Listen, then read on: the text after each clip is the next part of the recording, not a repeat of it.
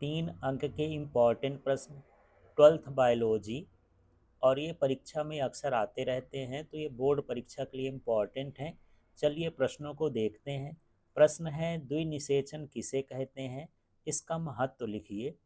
आवृतबीजी पौधों में परागकण की जनन कोशिका से बने नर युग्मक में से एक नर युग्मक अंड कोशिका से तथा दूसरा नर युग्मक द्वितीय केंद्रक से संलयित होता है, इसे द्विनिषेचन कहते हैं। अब इसका महत्व क्या है? इस क्रिया द्वारा बने बीज और पौधे स्वस्थ होते हैं। द्विनिषेचन के फलस्वरूप त्रिगुणित गुणसूत्रों वाला प्राथमिक भ्रूण पोष केंद्रक बनता है, जिससे बढ़ते हुए भ्रूण को पोषण प्राप्त होता है। अगला प्रश्न है, पर परागण के कोई 4 महत्व या लाभ लिखिए। तो चलिए देखते हैं पर परागण के महत्व क्या हैं। पर परागित पुष्पों की संतानें अधिक स्वस्थ तथा पुष्ट होती हैं। पर परागण द्वारा नए तथा उपयोगी गुणों के मिलने की संभावना होती है। ऐसे पौधे जीवन संघर्ष में अधिक सफल रहते हैं। पर परागित पुष्पों के बीज अधिक समय तक जीवित रहने की क्षमता रखते हैं। इसके द्वारा पौधों की नई नई जातियां तैयार की जाती हैं। बीज अधिक संख्या में बनते हैं तथा फल सुंदर और स्वादिष्ट होते हैं। अगला प्रश्न है, माइक्रो प्रोपेगेशन या इसी को हम बोलते हैं सूक्ष्म प्रवर्धन या संवर्धन से आप क्या समझते हैं?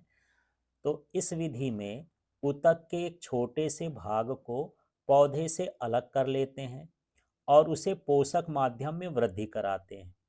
यह ऊतक विकसित होकर कोशिकाओं के एक गुच्छे के रूप में वृद्धि करता है। इसे कैलस कहा जाता है, इस गुच्छे को कैलस कहते हैं। इस कैलस का एक छोटा सा भाग दूसरे पोषक माध्यम में स्थानांतरित कर दिया जाता है, जहां पर यह कई छोटे छोटे पौधों के रूप में विभेदित हो जाता है। इस पादप को निकालकर फिर मृदा में लगा देते हैं। इस क्रिया को सूक्ष्म संवर्धन या माइक्रो प्रोपेगेशन कहते हैं। चलिए अब यहाँ प्रश्न है, 2 चीज़ें, अनिषेक जनन तथा अनिषेक फलन, ये दोनों अलग अलग चीज़ें हैं। तो सबसे पहले अनिषेक जनन को समझते हैं। पार्थेनोजेनेसिस है क्या? प्रजनन की वह विधि जिसमें मादा युग्मक बिना निषेचन के भ्रूण तथा नए पादपों में विकसित हो जाता है। अनिषेक जनन के लिए परागण का होना अनिवार्य है। यह उत्तेजना का कार्य करता है। जैसे मान लीजिए यूलोथ्रिक्स है, स्पाइरो गायरा तथा सोलेनेसी और कंपोजिटी कुल के कुछ जातियों में इस विधि द्वारा प्रजनन होता है। अब दूसरा हिस्सा होता है यहाँ पर अनिषेक फलन। कभी कभी कुछ पौधों में बगैर निषेचन के अंडाशय सामान्य फल के रूप में विकसित हो जाता है। इस प्रकार से फल निर्माण को अनिषेक फलन कहते हैं। जैसे केला है, सेब है, अंगूर है, नाशपाती है, पपीता, अमरूद आदि ये अनिषेक फलन के उदाहरण हैं। तो इसमें फल बनता है और इसमें जो है बीज या भ्रूण का विकास होता है। चलिए आगे का प्रश्न देखते हैं, पराग कोश की संरचना का सचित्र वर्णन कीजिए। तो चित्र नीचे है, पहले इसके शब्दों को देख लेते हैं। पराग कोश की अनुप्रस्थ काट को देखने पर उसमें पालियां दिखाई देती हैं।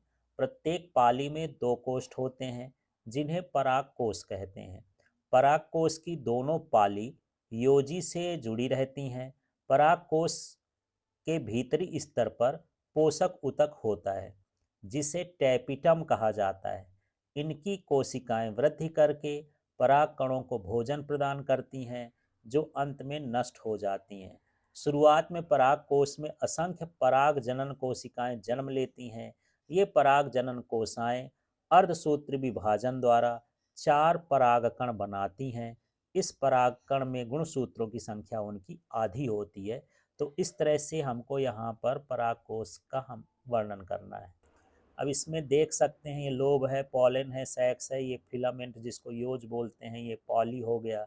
अब ये वस्कुलर टिश्यू है, ये किस तरह से यहाँ पर पोलन मदर सेल्स है, और इस तरह से यहाँ ये पोषण प्रदान करने वाली टैपिटम कोशिकाएं हैं, पोलन ग्रेन्स हैं। इस तरह से हमको पराग कोश की रचना को बताना है। तो चित्र आप देख लीजिएगा। यदि यहाँ पर अंग्रेजी शब्द न बने तो आप हिंदी में लिख सकते हैं। जैसे टैपिटम है तो टैपिटम हिंदी में लिख दीजिए, एपिडर्मिस है हिंदी में लिख दीजिए।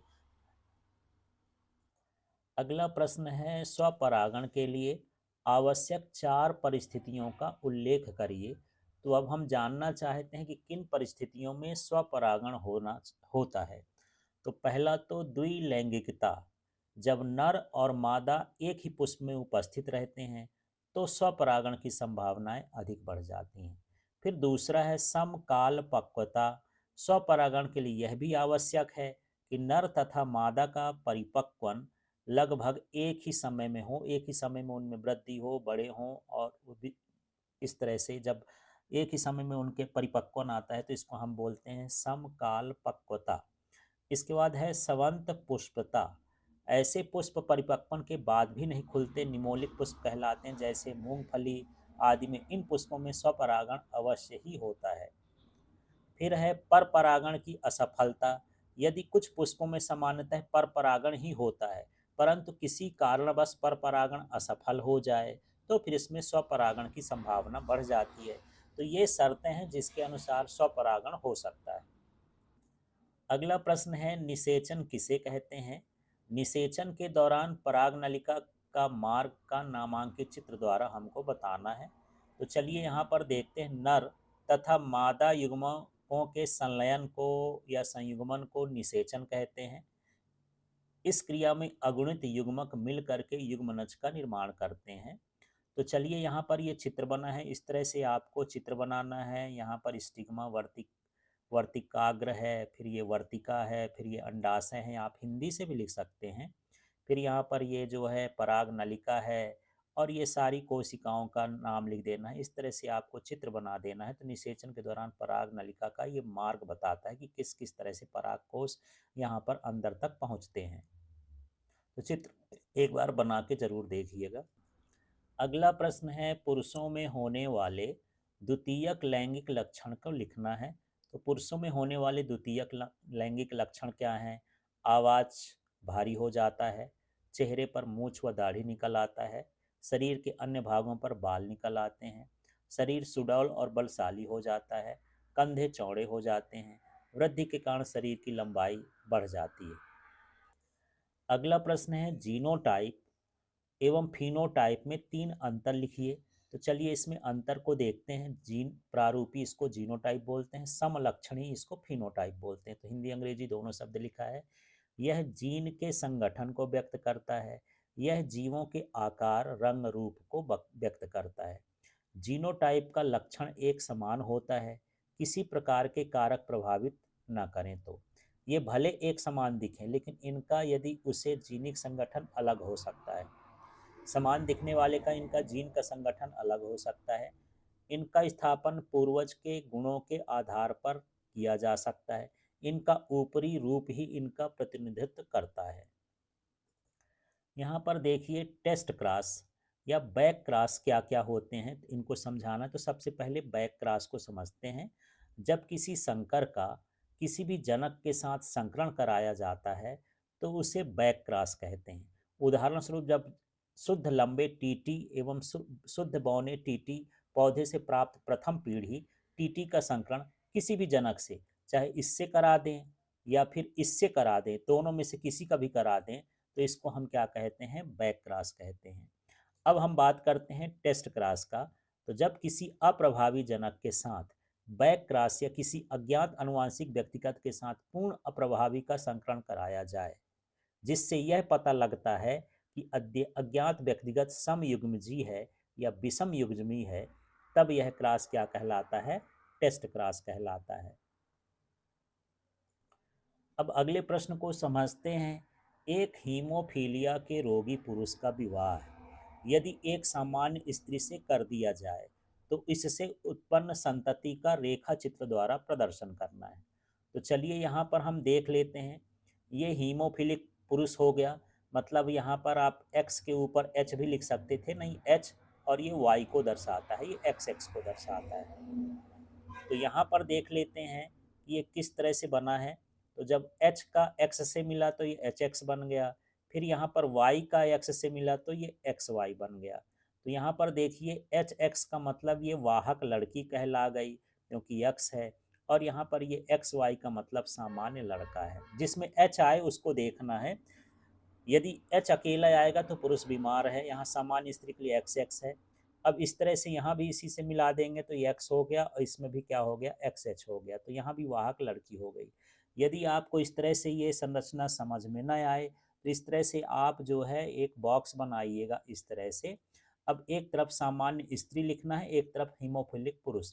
तो मान लेते हैं ये XX हो गया, यहाँ पर ऊपर लिख देंगे हम सामान्य स्त्री, और यहाँ पर हम लिख देते हैं XH ऊपर लिख देता हूँ, और ये हो गया Y। तो ये हो गया हीमोफीलिया युक्त वाला पुरुष। अब इसका हम कराएंगे तो x, इसको भी लिखना है इसको भी लिखना है, तो ये XH बाद में लिखना है, तो ये हुआ x और ये हो गया XH। यहाँ पर भी देख लेते हैं, तो यहाँ हुआ x और ये XX यहाँ आ जाएगा, तो ये हो जाएगा XH। अब यहाँ पर इस x को y को, तो x को पहले लिखते हैं तो ये XY हो गया, और इधर भी x को पहले लिखेंगे तो क्या हो गया XY। तो यहाँ पर हीमोफिलिक पुरुष लिख देना है, यहाँ पर वाहक महिला लिख दे, वो सामान्य स्त्री लिख देना है। तो इस तरह से आप देख रहे हैं कि यहाँ पर जो है ये सेम है। एक डब्बे का मान 25% होता है, तो दो डब्बे में 50% हो गया, तो जो वाहक स्त्रियां हैं वो 50% हैं, और जो सामान्य लड़के हैं वो भी कितने हैं, 50% हैं। तो इस तरह से आप बॉक्स बना करके इसे कर सकते हैं। अगला प्रश्न है टर्नर सिंड्रोम क्या है, इसके 3 लक्षण लिखिए। तो चलिए टर्नर सिंड्रोम को समझते हैं। आनुवंशिक अनियमितता के कारण पैदा हुई यह एक विकृति है। इस संलक्षण से व्यक्ति के द्विगुणित कोशिका में 45 गुणसूत्र होते हैं। इस संलक्षण वाले व्यक्ति में निम्नलिखित प्रमुख लक्षण विकसित हो जाते हैं। मतलब इसमें जो है एक जो Y गुणसूत्र है या XX गुणसूत्र है वो नहीं रहता है। ये 44 ऑटोसोम होंगे और लिंग गुणसूत्र में एक गुणसूत्र का पता नहीं रहेगा। इससे ग्रसित मादा में अंडाशय विकसित नहीं होता, अर्थात यह बंद होती है। इससे ग्रस्त मादा के स्तन कम विकसित होते हैं। इससे ग्रस्त मादा की गर्दन जाल युक्त और छाती जो है चौड़ी होती है। ये इसके लक्षण हैं। अब चलिए अगला यहाँ पर है वर्णांध पुरुष एवं वाहक स्त्री द्वारा उत्पन्न संतानों में वर्णांधता की वंशागति कैसी होगी, रेखा चित्र द्वारा हमको समझाना है। तो मैं चित्र को मैं इस तरह से कर दूं तो आपको बड़ा आसान हो जाएगा। इस तरह से भी आप बॉक्स बना करके बना सकते हैं। ये मैं 4 खाने बना दिया। एक तरफ यहाँ पर वर्णांध पिता है, वर्णांधता वाहक पिता, तो यहाँ पर ये हो गया x और क्या हो गया C, और यहाँ पर हो गया ये Y। ये वर्णांध पुरुष है, वाहक नहीं होता, ये सिर्फ वर्णांध पुरुष होता है। इसके बाद यहाँ पर हम जो बात कर रहे हैं वाहक स्त्री से, मतलब उसमें एक x होगा और साथ में एक XC होगा, तब वो वाहक कहलाएगी। अब इसमें से इसको और इसको लिखना है पहले डब्बे में, तो ये हो गया x और XC वाला बाद में। इसी तरह से जब हम इसमें करेंगे तो दोनों में तो CC है, तो ये हो जाएगा XC और ये हो जाएगा XC। इसके बाद यह नीचे आते हैं तो ये हुआ X और ये हुआ Y, ये XY हो गया, और यहाँ पर ये हो गया X और X, ये Y, ये Y होगा, XC होगा, यहाँ XC लिख दिए, इसका Y लिख दिए। अब जिसमें XX होगा वो तो स्त्री होगी, तो यहाँ पर देखिए ये वाली जो लड़की है ये वाहक होगी, ये वाली जो लड़की है ये वर्णांध लड़की होगी, यहाँ पर ये जो लड़का है ये सामान्य हो सकता है, और यहाँ पर जो ये लड़का है ये वर्णांध होगा। तो यहाँ पर 25, हर डब्बे का 25 होता है। तो देखिए वाहक लड़की कितनी हो गई, 25%, वर्णांध लड़की कितनी हो गई, 25%, सामान्य लड़का कितना हो गया, 25%, और यहाँ पर जो है वर्णांध लड़का कितना हो गया, 25%। तो इस तरह से आपको ये चित्र बनाने के बाद नीचे ये सब लिख देना है, इसको लिख सकते हैं आप, लेकिन वो अपने से लिखना है, उसको देखेंगे तो अपने आप समझ में आ जाएगा। अगला प्रश्न देखिए, समयुग्मी तथा विषम युग्मजी में अंतर लिखना है। तो यहाँ पर समयुग्मजी होमोजेनस और हेट्रोजीनस में अंतर देखते हैं।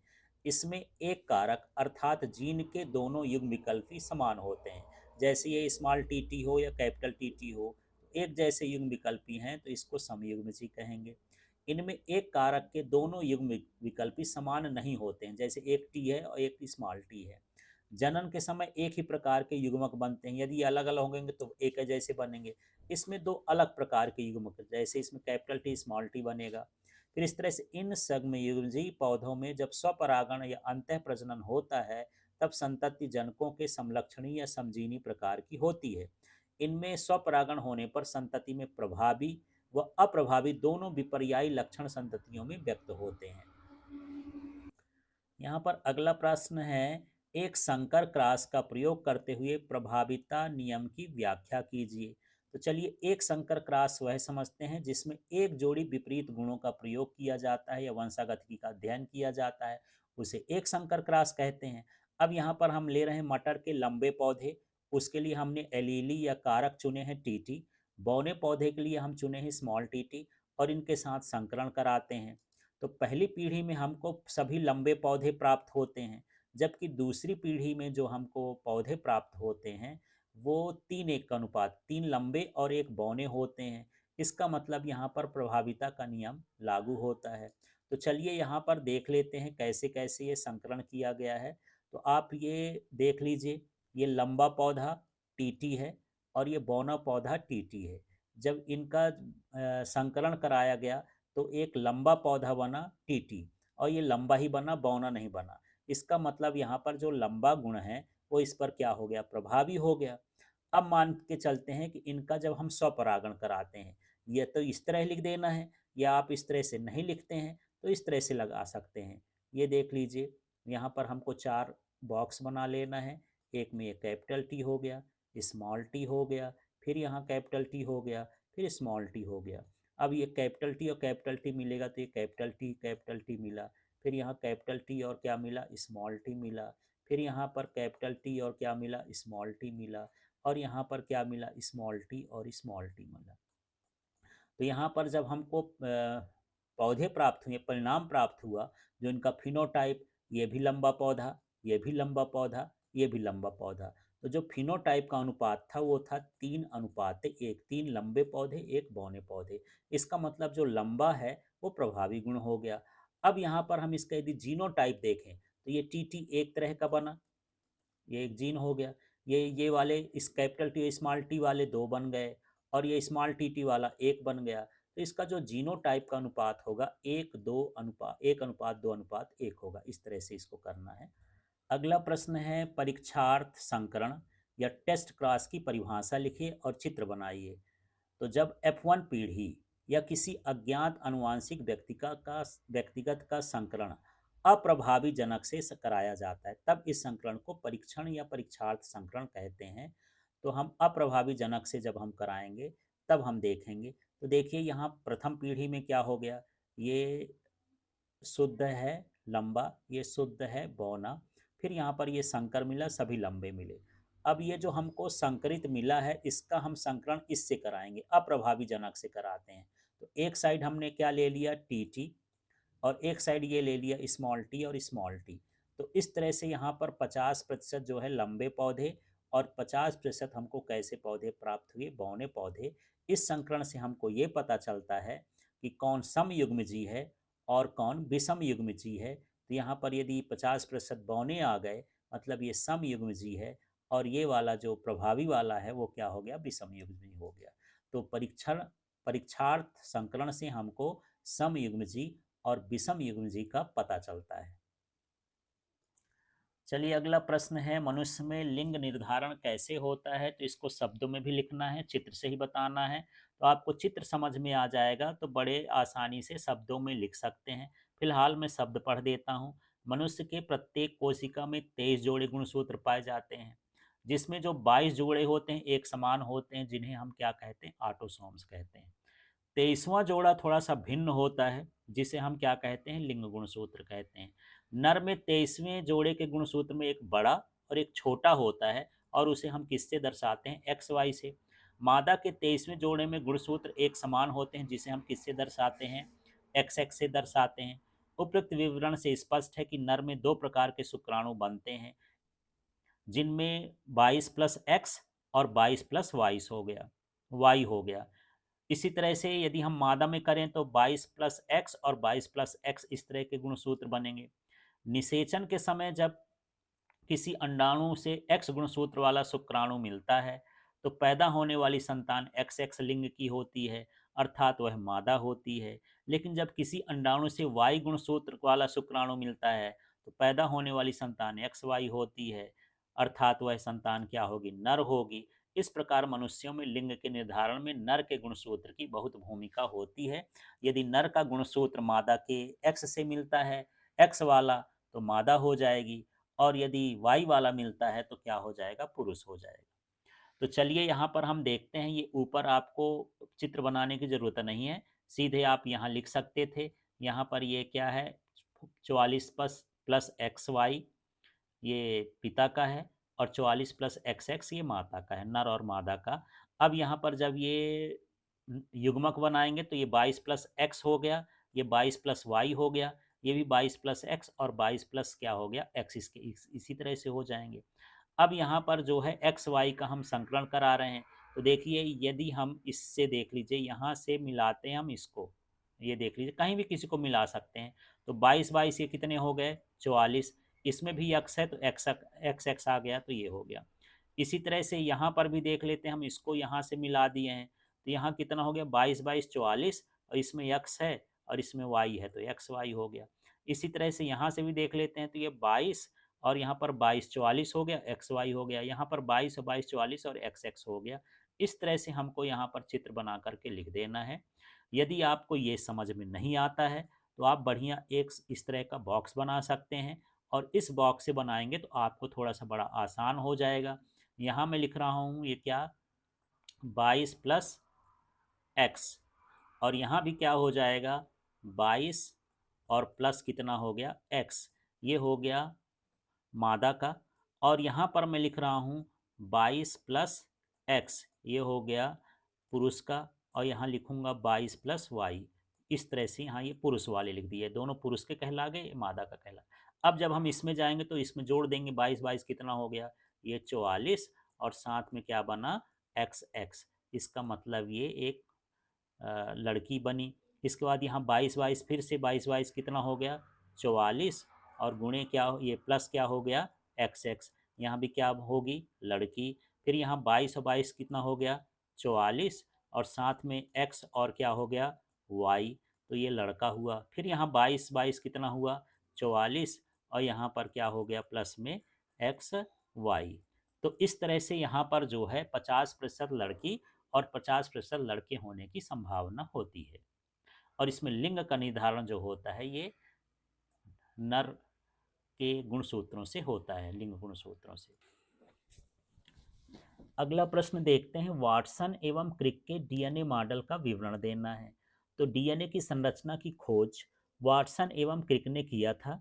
उनके अनुसार डीएनए अणु दो कुंडलित पॉलीन्यूक्लियोटाइड श्रृंखलाओं का बना होता है। तो आपको ये ध्यान रखना है, दो कुंडलित पॉलीन्यूक्लियोटाइड श्रृंखलों का बना होता है। दोनों श्रृंखलाएं आपस में किससे जुड़ी होती हैं, नाइट्रोजन क्षारकों से जुड़ी होती हैं। कुंडलित श्रृंखला के स्तंभ न्यूक्लियोटाइड के शर्करा तथा फास्फोट समूहों के बने होते हैं। तो जो श्रृंखला होती है वो न्यूक्लियोटाइड, जो श्रृंखला होती है वो शर्करा और फास्फेट से बनी होती हैं। इसमें दो प्रकार के क्षारक पाए जाते हैं। एक होता है प्यूरीन, प्यूरीन के अंतर्गत आता है एडिनिन और ग्वानिन। इसी तरह से दूसरा होता है पिरिमिडीन, इसके अंतर्गत आता है साइटोसिन, थाइमिन और यूरेसिल, तथा दोनों लगभग बराबर मात्रा में होते हैं। एडेनिन थाइमिन से 2 हाइड्रोजन बंध द्वारा तथा साइटोसिन ग्वानिन से 3 हाइड्रोजन बंध द्वारा जुड़ा होता है। न्यूक्लियोटाइड के बीच की दूरी जो होती है 3.4 अंगस्ट्राम होती है। इसका व्यास जो है 20 अंगस्ट्राम होता है, या अंगस्ट्राम के लिए यहाँ ए के ऊपर थोड़ा सा जीरो लगा देना है। और इसकी जो पिच होती है, ये माने दो चक्रों के बीच का जो अंतर होता है वो कितना होता है, ये 34 एंगस्ट्राम होता है।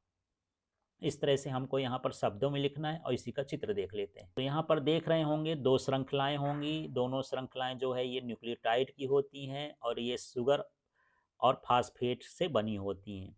और ये दोनों जो श्रृंखलाएं होती हैं वो क्षारों से जुड़ी होती हैं। तो यहाँ पर जो एडिनिन है और थाइमिन है, इसके बीच में जो होता है डबल बॉन्ड होता है, और ग्वानिन और साइटोसिन के बीच में 3 हाइड्रोजन बंध होते हैं। इसी तरह से क्रम से ये पूरे जुड़े होते हैं।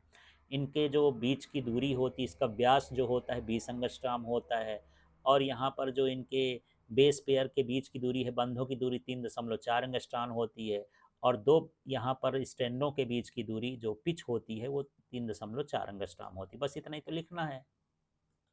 अब अगला प्रश्न है, आरएनए के 3 प्रकारों के नाम एवं उनकी संक्षेप में उपयोगिता लिखिए। तो यहाँ आरएनए 3 प्रकार के होते हैं, उनकी प्रमुख उपयोगिता देख लीजिए। तो संदेशवाहक आरएनए, जिसको हम एमआरएनए कहते हैं, मैसेंजर आरएनए है, यह केंद्रक में डीएनए द्विगुणन से बनते हैं तथा इसके संदेशों को न्यूक्लियोटाइडों के विशेष क्रम के रूप में कोशिका द्रव्य तक लाते हैं, जो इन्हीं के अनुसार प्रोटीन का संश्लेषण करते हैं। तो संदेशवाहक बनते कहाँ से हैं? ये डीएनए के द्विगुणन से बनते हैं, और ये जो है संदेश को कहाँ तक लाते हैं? कोशिका द्रव्य तक लाते हैं, जिससे ये पता चलता है कि प्रोटीन का निर्माण होना है। इसके बाद हमारा दूसरा हिस्सा होता है स्थानांतरण आरएनए, जिसको हम टीआरएनए, ट्रांसफर आरएनए कहते हैं। यह कोशिका द्रव्य में पाए जाते हैं तथा एमआरएनए से छोटे होते हैं। ये कोशिका द्रव्य से विशिष्ट अमीनो अम्ल को राइबोसोम तक पहुंचाते हैं, ट्रांसफर का काम करते हैं। इसके बाद यहाँ पर तीसरा है राइबोसोमल आरएनए, जिसको हम आरआरएनए कहते हैं। ये राइबोसोम में पाए जाते हैं। इनका अणुभार बहुत अधिक होता है। इसी में जो एमआरएनए के अनुसार अमीनो अम्ल जुड़कर प्रोटीन संश्लेषण बनाने का जो कोड होता है, इसको पता चलता है। ये प्रोटीन का संश्लेषण का काम करते हैं।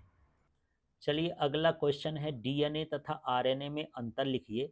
इसमें शर्करा अणु डीऑक्सोराइबोज प्रकार की होती है। इसमें जो शर्करा अणु होता है वो राइबोज प्रकार का होता है। डीएनए में पाए जाने वाले नाइट्रोजन युक्त क्षार एडेनिन, ग्वानिन, साइटोसिन, थाइमिन होते हैं। और इसमें जो है थाइमिन की जगह क्या होता है? यूरेसिल। बाकी सारी चीज़ें वही लिख देंगे। डीएनए अधिकतर केंद्रक या गुणसूत्र थोड़ी मात्रा में क्लोरोप्लास्ट में पाए जाते हैं, और ये केंद्रिका, केंद्रिका द्रव्य और कोशिका द्रव्य में पाए जाते हैं।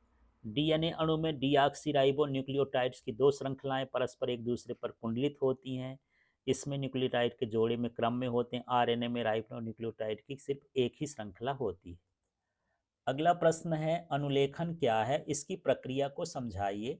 अनुलेखन, ट्रांसक्रिप्शन किसे कहते हैं? समझाइए। किस एंजाइम द्वारा उत्प्रेरित होता है? तो इस तरह से प्रश्न है। तो चलिए हम देखते हैं। डीएनए द्वारा एंजाइम की उपस्थिति में आरएनए के संश्लेषण की क्रिया को अनुलेखन कहते हैं। तो डीएनए से जो आरएनए बनता है उस क्रिया को हम क्या कहेंगे? संश्लेषण। यह क्रिया प्रोटीन संश्लेषण का प्रथम चरण होता है, और यह क्रिया निम्नलिखित पदों में पूरी होती है। पहले क्या होता है? डीएनए समाक्षरों का अनावरण। तो इस पद में जो डीएनए की दोहरी श्रृंखला होती है वो आरएनए पॉलीमरेज एंजाइम, या विकर्व लिखना हो, या एंजाइम की उपस्थिति में अकुंडलित होकर के इकहरी हो जाती, एक स्टैंड की हो जाती है, जिससे विशिष्ट स्थान के समाक्षर अनवृत्त हो जाते हैं। तो जो उसमें क्षार होते हैं वो क्षार क्या हो जाते हैं? अनवृत्त होने का मतलब अलग हो जाते हैं। और वो अनवरत समाचारों की जो श्रृंखला होती है वो एमआरएनए के संश्लेषण के लिए सांचे का काम करती है। तो इस तरह से यहाँ पर एमआरएनए का निर्माण होता है। इसके बाद दूसरा इसका जो है वो क्षार का युग्मन। तो डीएनए के खुले विशेष भाग पर राइबो न्यूक्लियोटाइड्स एक निश्चित क्रम में जुड़ने लगते हैं। जैसे जी के सामने सी जुड़ेगा, सी के सामने जी जुड़ेगा, टी के सामने ए जुड़ेगा, तथा यू वाले राइबो न्यूक्लियोटाइड्स यथानुसार जुड़ते हैं। अब इसके बाद आरएनए श्रृंखला का निर्माण। तो डीएनए पर नए जुड़े ribo nucleotides RNA polymerase enzyme की मदद से आपस में जुड़ करके आरएनए श्रृंखला बनाते हैं। यह एमआरएनए डीएनए से अलग होकर कोशिका द्रव्य में पहुंचता है, जहां राइबोसोम से जुड़कर के विशेष प्रोटीन के निर्माण की क्रिया को प्रारंभ करता है।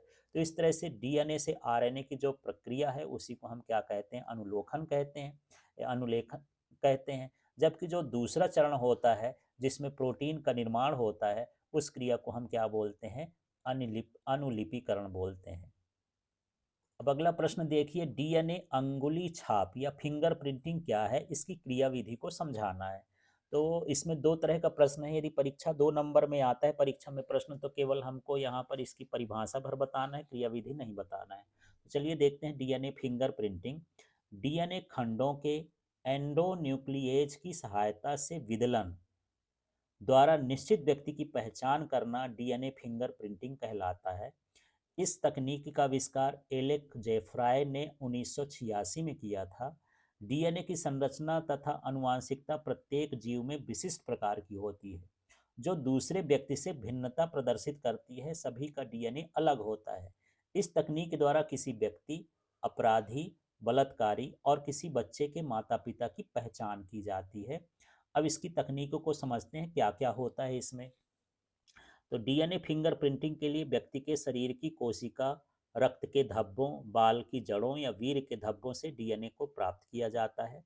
डीएनए सैंपल को एंडोन्यूक्लियेज प्रकीन या एंजाइम की सहायता से पचाया जाता है। इसके बाद डीएनए को क्षारी विलयन में उपचारित करके इकहरी श्रृंखला में परिवर्तित कर लिया जाता है। इसके उपरांत डीएनए को बफर संतृप्त फिल्टर पेपर द्वारा छाना जाता है।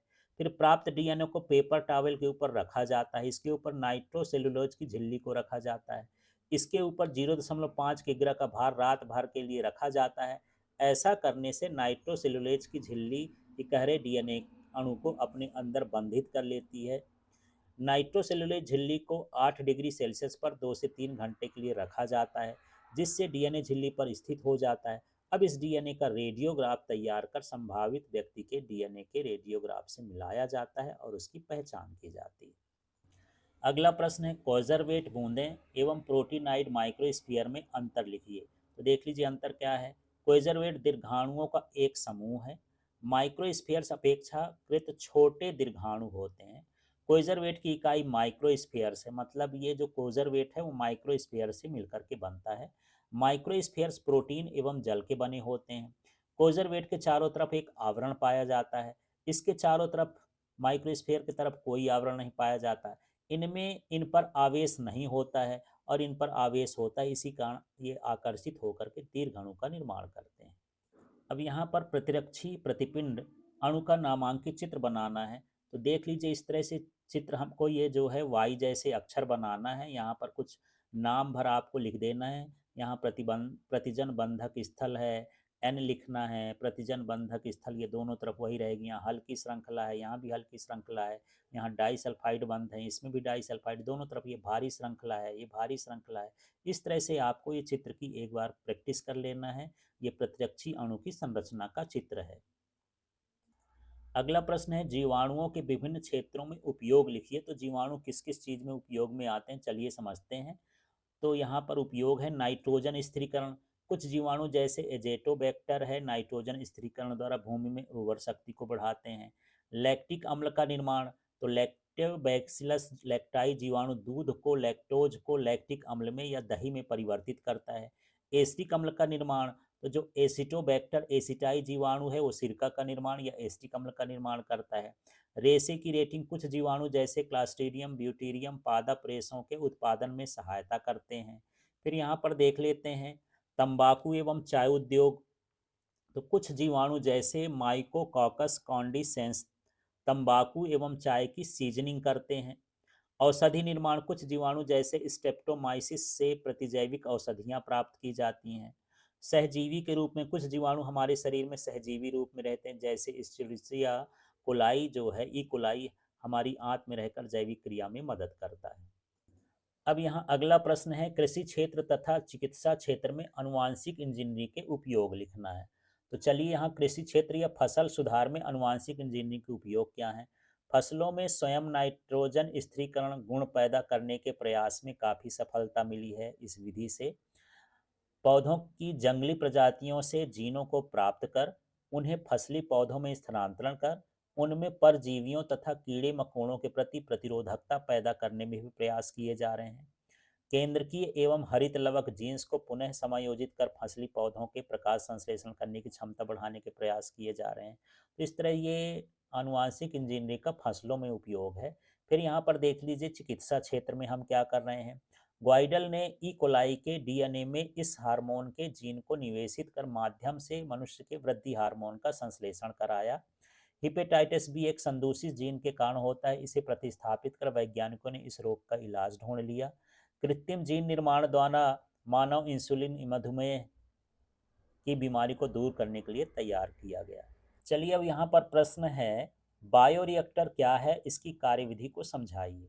तो चलिए बायोरिएक्टर देखते हैं। बायोरिएक्टर एक बर्तन होता है बेलनाकार, जिसमें सूक्ष्म जीवों, पौधों, जंतुओं, मानव कोशिकाओं का उपयोग करते हुए कच्चे माल को जैव रूप से विशिष्ट उत्पादों वेस्ट एंजाइम आदि में परिवर्तित किया जाता है।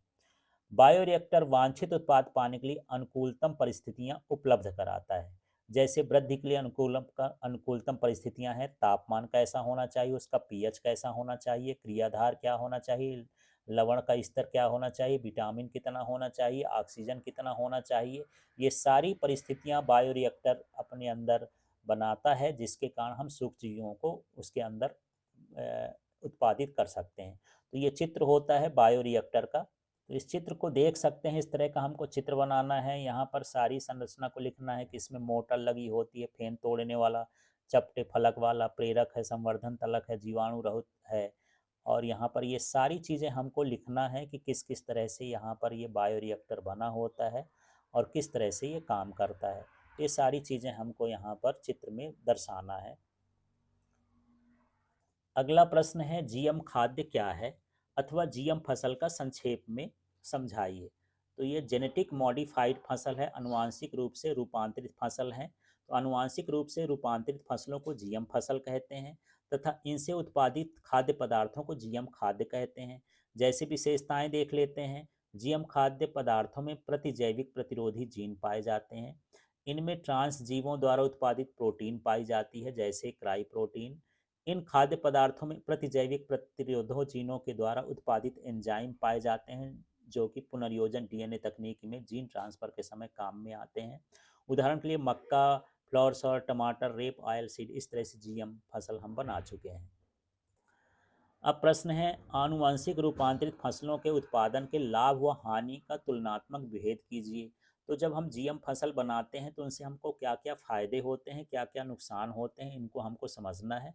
तो इस प्रकार की फसलों से पोषण गुणवत्ता में सुधार, अधिक उत्पादन की क्षमता में विकास हुआ है। इस प्रकार की फसलें अजैव प्रतिबलों जैसे ठंडा, सूखा, लवण, ताप आदि के प्रति अधिक सहिष्णु हैं, माने इनको झेल सकती हैं। इसके बाद है, इस प्रकार की फसलें रासायनिक पीड़कनाशों पर कम निर्भर रहती हैं। इस प्रकार की फसलें कटाई के पश्चात होने वाले नुकसान को कम करती हैं। इस प्रकार की फसलें ऐसे पादपों के विकास में सहायक होती हैं जिनसे वैकल्पिक पदार्थों की आपूर्ति भी की जा सकती है। इस तरह से ये जीएम फसलों के फायदे हैं। अब इनकी नुकसान के बारे में समझते हैं। इस प्रकार की कुछ फसलों में बीज उत्पन्न करने की शक्ति नहीं होती है, जिससे प्रत्येक वर्ष किसान को नए बीज खरीदने पड़ते हैं। छोटे किसान प्रत्येक बार इन फसलों को नहीं उगा सकते क्योंकि ये फसलें बहुत महंगी पड़ती हैं। इस प्रकार की फसलों से लोगों में एलर्जी उत्पन्न होने की संभावना रहती है। अब यहाँ अगला प्रश्न देख लेते हैं, अगर चरघातांकी रूप से बढ़ रही समष्टि 3 वर्ष में दोगुने साइज की हो जाती है तो समष्टि की वृद्धि की इंट्रिंसिक दर क्या होगी। तो चलिए इसको समझते हैं प्रश्न को। तो पहले चरघातांकी वृद्धि समझते हैं। समष्टि की चरघातांकी वृद्धि क्या होती है। असीमित संसाधनों की उपलब्धता, जैसे हवा हो, खाने का सामान हो, आवास हो, स्थान हो, जो हमारी बेसिक ज़रूरतें होती हैं जीवों की, वो सारी चीज़ें हों, तो हम इसको बोलते हैं असीमित संसाधनों की उपलब्धता होने पर समष्टि में जीवों की संख्या में पूर्ण क्षमता से वृद्धि होती है। इसे चरघातांकी अथवा ज्यामिति वृद्धि कहते हैं। अब इसके लिए सूत्र हम देखते हैं क्या कहेंगे। यदि एन साइज की समष्टि में जन्म दर बी है, मतलब बर्थ रेट है, और मृत्यु दर डी है, डेथ रेट के रूप में निरूपित की जाए, तब इकाई समय में टी में समष्टि की वृद्धि या कमी ऐसी हो जाएगी, डी एन बटे डी टी बराबर b minus d into n. इस तरह से ये सूत्र होगा। अब बी माइनस डी बराबर हम क्या मान लें, आर। तो यहाँ पर जो सूत्र बन जाएगा, तो बी माइनस डी की जगह आर, यही सूत्र लिख दिए हैं, d n upon d t लिख दिए। केवल बी माइनस डी की जगह हम यहाँ पर क्या लिख दिए, आर। और ये बता चुके हैं कि बी का मतलब बर्थ रेट है, जन्म दर, और डी का मतलब मृत्यु दर है। अब ये जो आर आ गया, ये क्या है, तो आर प्राकृतिक वृद्धि की इंट्रिंसिक दर कहलाती है। यह समष्टि वृद्धि पर जैविक या अजैविक कारकों के प्रभाव को निर्धारित करने के लिए महत्वपूर्ण प्राचल है। अब यहाँ पर क्वेश्चन था कि यदि समष्टि 3 वर्ष में दोगुने साइज की हो जाए तो समष्टि की वृद्धि इंट्रिंसिक दर कितनी होगी, तो वो 3R हो जाएगी। अब यहाँ पर प्रश्न है, अपघटन की परिभाषा दीजिए तथा अपघटन की प्रक्रिया एवं उसके उत्पादों की व्याख्या करिए। तो कवक, जीवाणु, अन्य सूक्ष्मों जीवों, निमोटेड, कीट, केचुए आदि के द्वारा जंतुओं एवं पादपों के मृत अवशेष जैसे पत्तियां हैं, छाल हैं, टहनियां हैं, पुष्प को खंडित करके कार्बनिक पदार्थों एवं अकार्बनिक पोषक पदार्थों में बदलने की प्रक्रिया को हम अपघटन कहते हैं। तो ये सारा काम जो है सूक्ष्म जीव ही करते हैं। और ये मृतोपजीवी होते हैं, मरे हुए पदार्थों पर ही करते हैं। अब इसमें कैसी प्रक्रिया होती है देखते हैं। सबसे पहले जो है खंडन होता है। तो जो अपरदहारी होते हैं जैसे केंचुआ है, मृत अवशेष को छोटे छोटे खंडों में खंडित कर देते हैं, बांट देते हैं। इसके बाद दूसरा जो प्रोसेस है वो निछालन है। तो खंडन के बाद जल में मिले अकार्बनिक लवण भूमि में चले जाते हैं। फिर है इसके बाद अपचय। खंडन के बाद छोटे छोटे खंडों को जीवाणु और कवकीय एंजाइम सरल कार्बनिक पदार्थों में तोड़ देते हैं, तो इसको हम अपचय कहते हैं। फिर होता है यहाँ पर अगला जो है ह्यूमिफिकेशन। तो इसको समझते हैं। अपचय के कारण एक गहरे रंग के क्रिस्टल रहित पदार्थ का निर्माण होता है, जिसे ह्यूमस कहते हैं। ये पोषक तत्वों के भंडार का कार्य करता है। फिर होता है खनिजीकरण। ह्यूमस पुनः सूक्ष्म जीवों द्वारा अपघटित होता है और कार्बनिक एवं अकार्बनिक पोषक तत्वों में बदल जाता है, तो इसे हम खनिजीकरण कहते हैं। अब आगे का प्रश्न देखते हैं। जैव विविधता हॉट स्पॉट पर संक्षिप्त टिप्पणी लिखिए। तो विश्व के कुछ विशिष्ट क्षेत्र जहां प्रजाति समृद्धि उच्चतम स्तर की है, इन क्षेत्रों को जैव विविधता हॉट स्पॉट कहते हैं। हॉट स्पॉट संकल्पना का श्रेय पर्यावरणविद नॉर्मन मायर को दिया जाता है। अब इसमें हॉट स्पॉट की पहचान कैसे करते हैं। स्थानिक प्रजातियों की अधिक संख्या हो, कम संकट स्तर हो, कुल प्रजाति समृद्धि अधिक हो, तो वहाँ पर जो है हॉट स्पॉट्स केंद्र माना जाता है। प्रारंभ में विश्व में कुल 25 जैव विविधता हॉट स्पॉट की पहचान की गई थी, लेकिन अब इनकी संख्या 35 हो गई है। हॉट स्पॉट पृथ्वी के कुल भूभाग का मात्र 2.3% स्थिति भाग तक सीमित है। प्रारंभ में भारत के दो हॉट स्पॉट पहचाने गए थे, पश्चिमी घाट और हिमालय क्षेत्र। अब भारत में कुछ अन्य क्षेत्रों को भी हॉट स्पॉट बनने का गौरव प्राप्त हुआ है। निकोबार द्वीप में दसांडा लैंड तथा पूर्वोत्तर प्रदेशों में इंडो बर्मा रीजन जो है ये हॉट स्पॉट केंद्र है, जहाँ जैव विविधता उच्चतम स्तर पर है। अब प्रश्न है, किसी भौगोलिक क्षेत्र में प्रजातियां जातियां जैव विविधता की क्षति का मुख्य कारण क्या है। क्यों जातियां प्रजातियां या जैव विविधता नष्ट हो जाती है, उसका कारण क्या है। तो देखिए, पर्यावास क्षति तथा विखंडन यह जैव विविधता में क्षति का प्रमुख कारण है। वनों के बीच में सड़क बना देना, उद्योग लगा देना, इसके कारण जीवों के आवास एवं विचरण का क्षेत्र क्या हो जाता है, छोटा हो जाता है। उष्ण कटिबंधीय वर्षावन पहले 14% भूभाग पर थे, जो अब मात्र 6% तक सीमित रह गए, जिससे प्रजातियों को बड़े पैमाने पर क्षति हुई है। अगला हम इसमें देख लेते हैं अतिदोहन। प्राकृतिक संपदा जैसे खनिजों, जंगलों आदि के अनियंत्रित दोहन से आई विपदाओं के कारण अनेक प्रजातियां विलुप्त हो गईं। विदेशी प्रजातियों का आक्रमण। किसी पर्यावरण में विदेशी प्रजातियों के प्रवेश या उनके आक्रमणकारी प्रभाव से अनेक देशज प्रजातियों पर प्रतिकूल प्रभाव पड़ता है। इनसे अनेक विलुप्त हो जाती हैं। फिर है सह विलुप्ति। किसी प्रजाति के विलुप्त होने पर उस पर निर्भर रहने वाला अन्य प्रजाति भी विलुप्त हो जाता है। जैसे परागकणता के विलुप्त होने पर उस पर निर्भर पादप प्रजाति भी क्या हो सकती है, विलुप्त हो सकती है। फिर है उष्ण कटिबंध क्षेत्रों में सबसे अधिक स्तर की जाति समृद्धि क्यों पाई जाती है। इसके तीन परिकल्पनाएं हमको देना है, तीन चीज़ों को बताना है। तो उष्ण कटिबंध क्षेत्रों में सबसे अधिक स्तर की जाति समृद्धि पाई जाती है, हॉट स्पॉट होते हैं ये। इसको समझाने के लिए पारिस्थितिक तथा जैव विकासविदों ने अनेक परिकल्पनाएं प्रस्तुत की हैं, जिनमें से प्रमुख हैं। तो चलिए इसमें देखते हैं। जाति उद्भवन के लिए लंबे समय की आवश्यकता होती है। नई नई जातियां विकास हों, उसके लिए लंबे समय के लिए आवश्यकता होती है। उष्ण कटिबंध क्षेत्र लाखों वर्षों से बाधा मुक्त रहता है, इसमें कोई समस्या नहीं होती। इसी कारण जाति विकास तथा विविधता के लिए लंबा समय मिल जाता है। दूसरा है उष्ण कटिबंधीय पर्यावरण स्थिर पर्यावरण निकेत विशिष्टीकरण का प्रोत्साहित करता रहता है, जिसके कारण अधिकाधिक जाति विविधता उत्पन्न होती है। उष्ण कटिबंधीय क्षेत्रों में अधिक सौर ऊर्जा उपलब्ध होती है, जिससे उत्पादन क्षमता अधिक होती है, जिससे परोक्ष रूप से अधिक जैव विविधता उत्पन्न होती है। अगला प्रश्न है और अंतिम प्रश्न है 4 अंकों में। पारितंत्र के कार्यों के लिए जैव विविधता कैसे उपयोगी है। तो देखिए, सभी जीवधारी खाद्य श्रृंखलाओं में व्यवस्थित होते हैं। ये सभी अपने जैविक पर्यावरण से संबंधित होकर पारिस्थितिकी संतुलन बनाते हैं, इसलिए जैव विविधता जरूरी है। प्रकृति में अनेक चक्र लगातार चलते रहते हैं, जिनमें जैविक एवं अजैविक वातावरण आपस में जुड़े होते हैं, इसलिए भी जैव विविधता जरूरी है।